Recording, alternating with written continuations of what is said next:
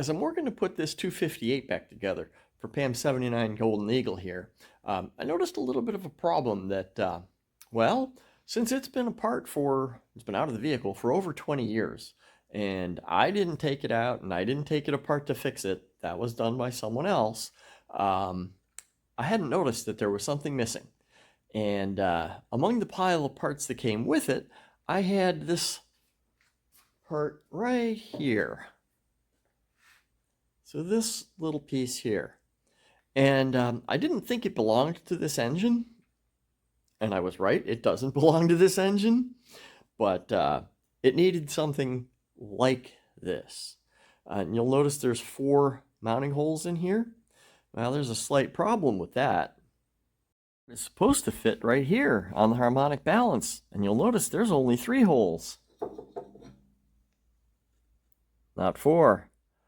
Yeah, that's not going to work. I don't know what this part is from, but it's not from a 258. And the reason it matters is over here. If you look at the alignment of the belts, well, it's got quite the whoop to go from the only groove on the harmonic balance over to this groove on the water pump pulley, which does align beautifully with the alternator. So obviously this right here is not the right spot. It needs to be over here.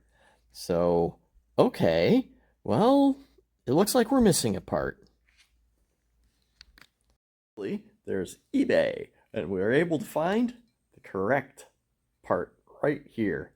Notice there's 3 holes in it. That'll fit. As a matter of fact, I test fitted it. It went well. So we've got the 3 holes, the diameter here, and this part fits perfectly. This is absolutely the correct part for this 258, and it's in beautiful condition too. I didn't expect it to be this nice. I'm still going to paint it to match the fan and the other parts, but yeah, that was a fantastic purchase off of eBay.